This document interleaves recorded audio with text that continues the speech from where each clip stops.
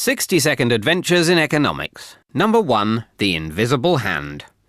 An economy is a tricky thing to control, and governments are always trying to figure out how to do it. Back in 1776, economist Adam Smith shocked everyone by saying that what governments should actually do is just leave people alone to buy and sell freely among themselves. He suggested that if they just leave self-interested traders to compete with one another, markets are guided to positive outcomes as if by an invisible hand.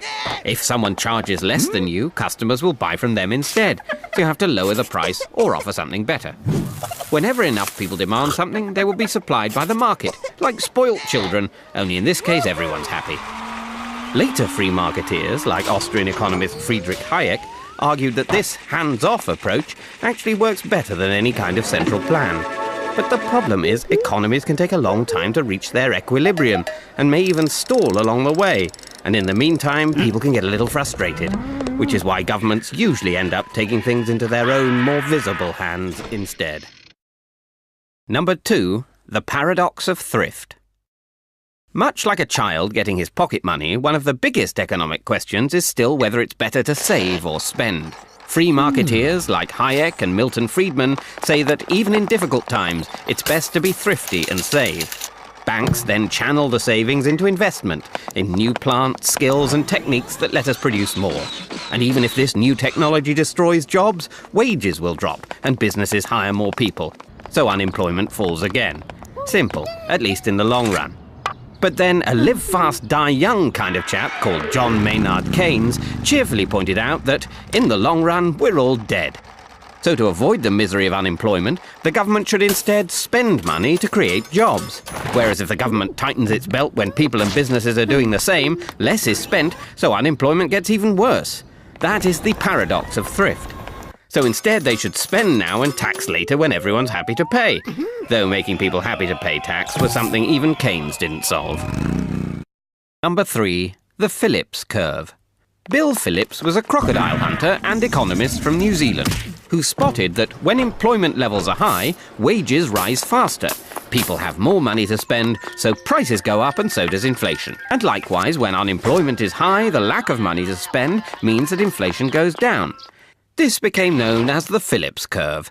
Governments even set policy by the curve, tolerating the inflation when they spent extra money creating jobs. But they forgot that the workers could also see the effects of the curve. So when unemployment went down, they expected inflation and demanded higher wages, causing unemployment to go back up, while inflation remained high, which is what happened in the 1970s, when both inflation and unemployment rose. Then in the 90s, unemployment dropped while inflation stayed low, which all rather took the bend out of Phillips's curve. But at least part of Phillips's troublesome trade-off lives on. When faster growth and full employment return, you can bet inflation will be along to spoil the party. Number 4, the principle of comparative advantage.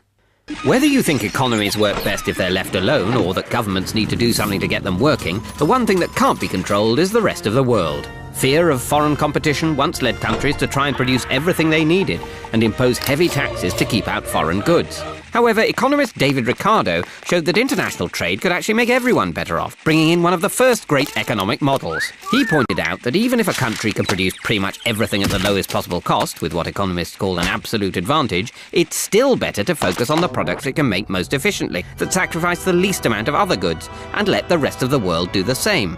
By specializing, they can then export these surpluses to each other and both end up better off. This is the principle of comparative advantage, and it has persuaded many countries to sign up to free trade agreements. But unfortunately, it can take a long time for countries to trade their way to prosperity.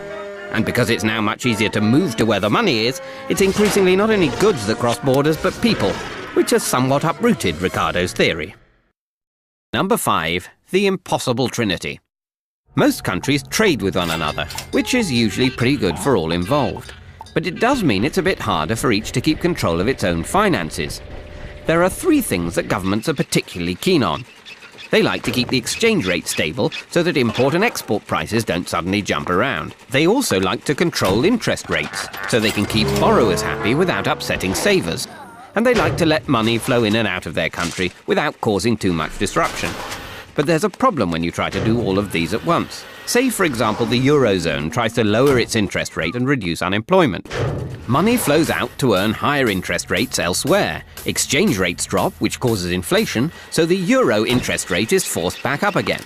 You can either fix your exchange rate and let money flow freely across national borders, but have no control over your interest rates, or control your interest and exchange rates, but then you can't stop the capital flowing in and out.